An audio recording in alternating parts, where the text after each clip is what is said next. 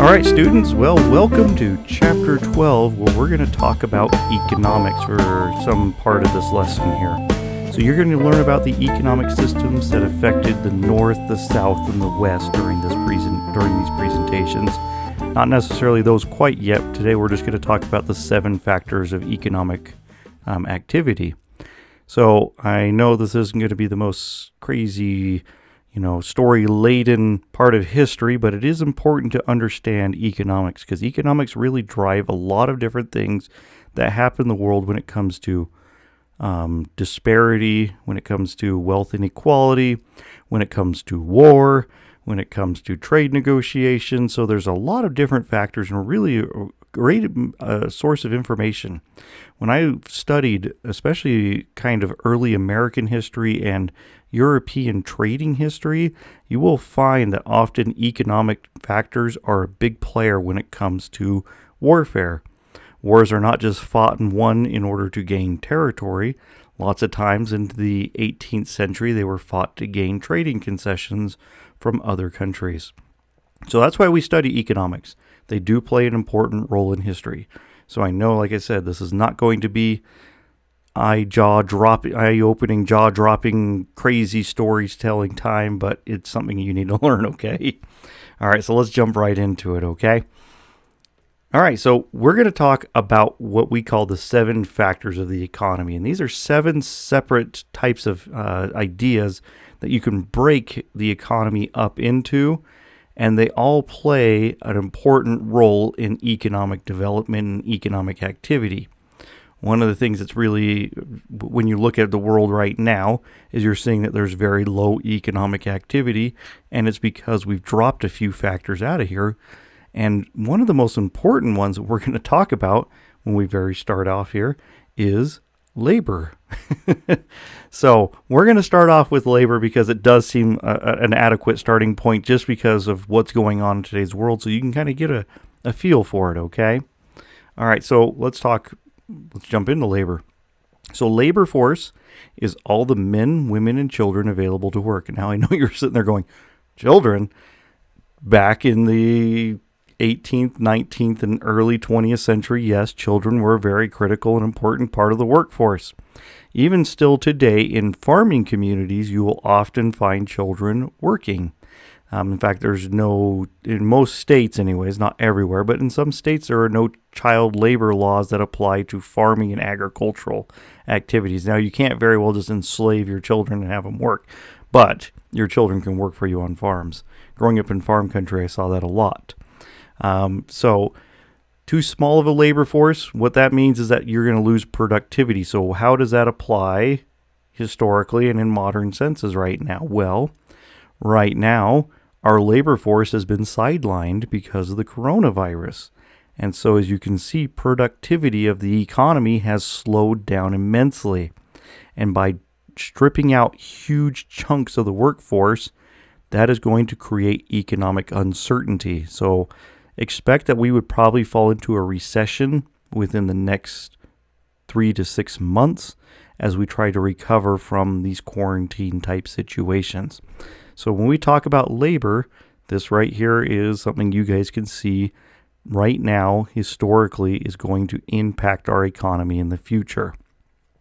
So also, when you do have a small labor force in general, all right, so you have like limited numbers of workers comparative to jobs opening, that does allow employees to kind of dictate the terms as to what they can charge for their labor and also their ability to be mobile in the labor market too. So that's another thing, just think about low numbers.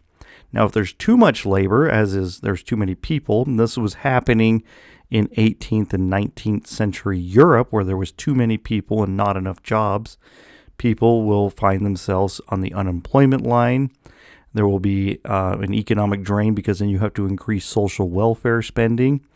In the case of Europe, they basically were loading people up in ships and sending them over here, where we had lots of openings for labor and we had lots of land to send people westward to go become farmers if it suited them.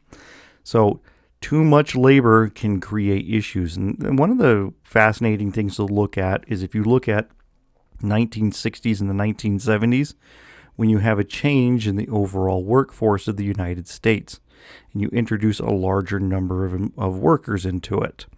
You go from having like a standard smaller economic base, smaller worker base, and you expand the worker base, and then you see real wages start to diminish between those time periods.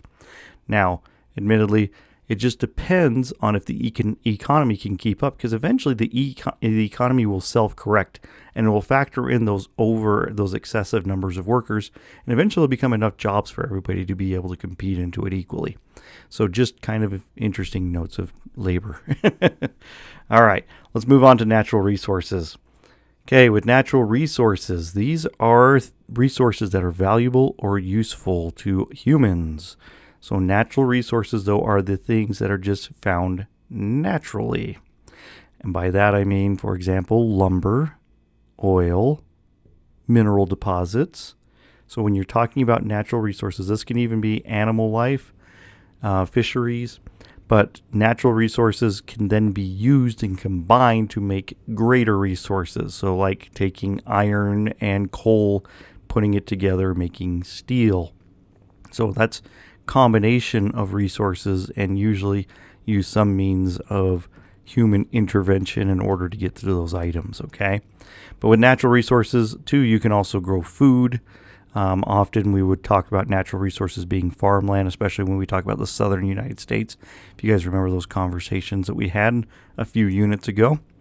And with enough natural resources, an economy can run just fine and usually run better than normal. That's one thing the United States historically has had, is an abundance of natural resources. One reason why we become an industrial powerhouse and manufacturing powerhouse.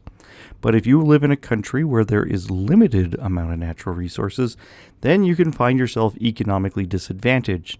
Now, there are ways to get around that, and there are alternatives that you can look at, but it can create economic problems for you. If you ever want to look at a country or group of countries that were able to overcome an economic disadvantage of not having enough natural resources, simply look at the Dutch in the 18th and 19th century. That'll show you a way that a country can become immensely wealthy without having very many natural resources. All right. 3, equipment and tools.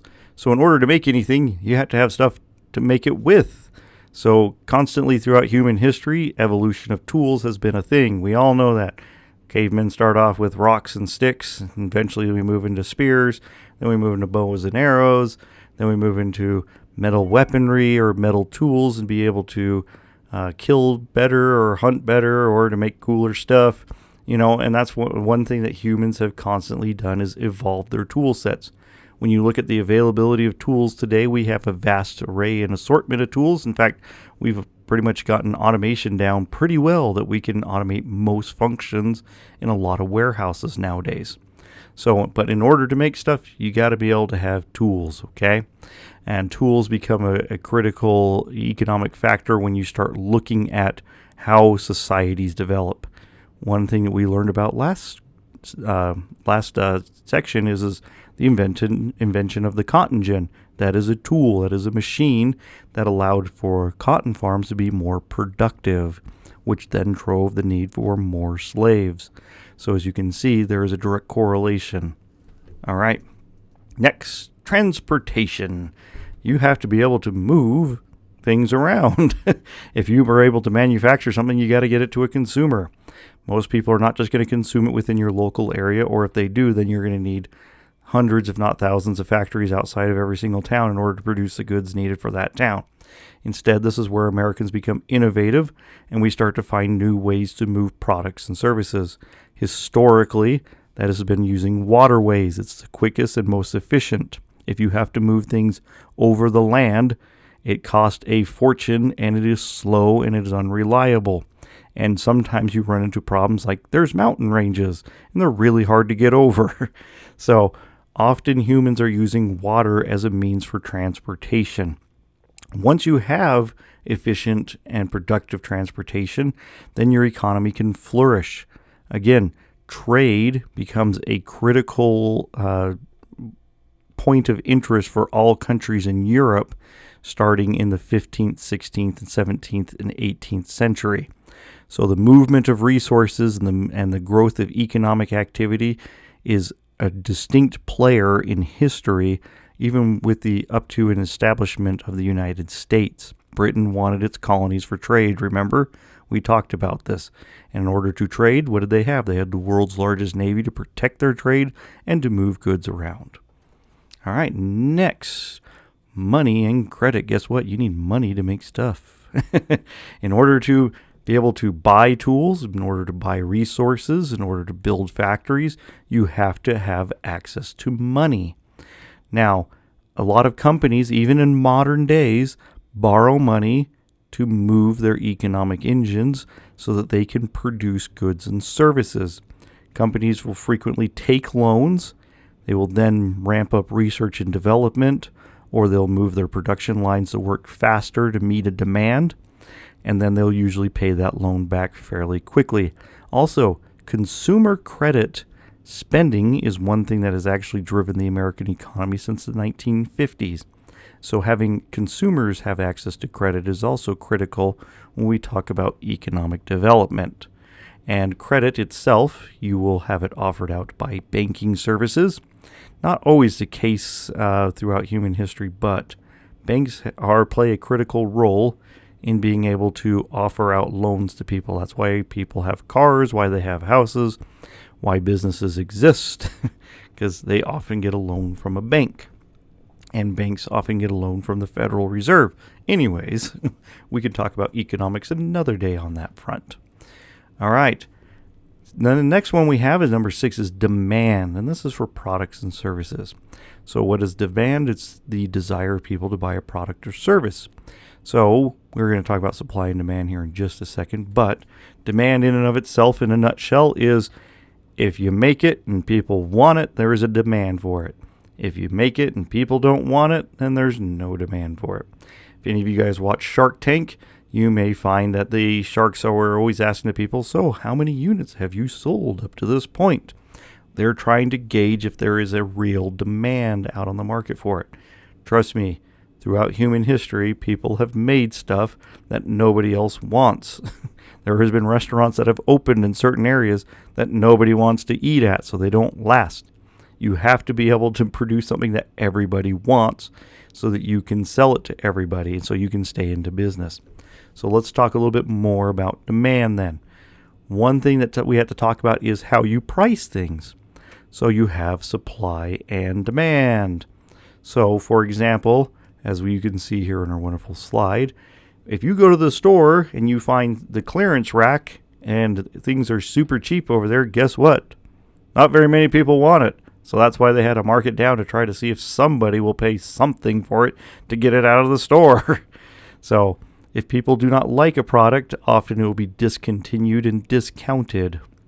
The other thing is that there is demand if you have a product that you cannot keep on the shelf.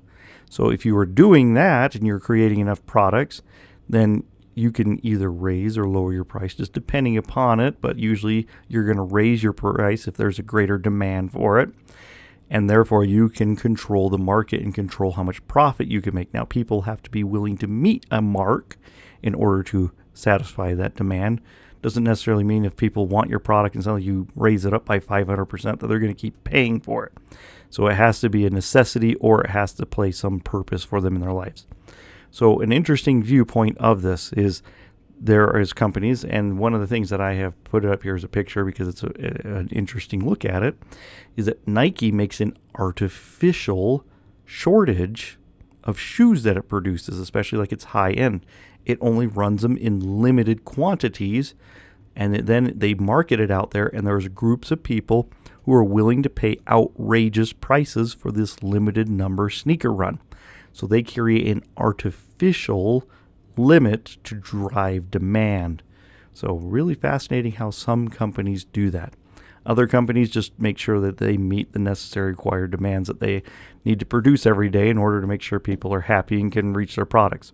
Something along those lines is if you go out and you want your box of Lucky Charms, guess what? They're going to keep producing lots and lots of Lucky Charms because people keep buying them. There's a demand for them, okay? All right, let's talk about profit. Okay, so this is what we're going to make clear to you, okay? Profit is the amount of money made from selling a product or service. Okay?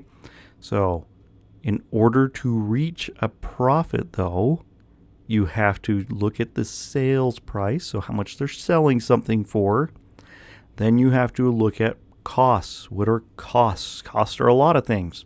So if you run a business, you may have to, say you're a store owner, okay? One of the things that you have to count into is costs, is how much did it cost you to buy it initially? How much does your store rent cost you each month? How much do your employees cost you each month? How much does insurance cost you each month? How much does it cost for your utilities? So all of those things play a role into your costs. So eventually what you're able to do is you need to look at, I'm selling XYZ product for this amount of money. After I take away all those costs, whatever is left over is my profit. So you need to find something that is typically high profit. Often the rule of thumb is 100% to 150% of what you pay for it is what you should be selling it at in order to make any sort of real profit that's going to keep you in business, okay? So if there are people who are selling things that aren't making it profitable, they're going to have to lay off employees. They're going to have to slower down. They may have to lower production, which more employees then would leave. So it's all about finding that balance of being able to sell something at a price point that people are willing to pay for and then still being able to make money on it. Okay? Companies are not going to buy and sell stuff that people don't want. All right. So let's go over 5 factors here really quickly. We just kind of covered them really briefly, all right? But that's labor, natural resources, equipment, tools, transportation, and money and credit. All those things are part of your profit. Okay, so even when we look at credit, so say for example, you have to buy your new supply of toys for your store, you're going to have to pay for the transportation. You're probably going to take a loan out so you can buy that huge drop because it's right before Christmas. So you still have to factor in your credit payments in order to see if it's going to be profitable. So if something doesn't sell, then people often will lose money and they'll discount it until they can get it out of the store. And sometimes people will try the opposite, where they'll be like going, oh, great, I'm not being profitable. I need to raise the price on everything in the store. That too can backfire because people may not be willing to meet that demand price because they didn't want it in the first place. So why would they pay more for it? All right, guys, that goes over this section here, 27.1. Go ahead and make sure that you do the bell ringer today. Answer those quiz questions. And I will see you guys on Monday. There's not going to be any homework aside from what I have just given to you today. Also, make sure you study that map. I've left a purpose game up for you guys so you can use those games to try to memorize it a little bit better. All right, have a great weekend.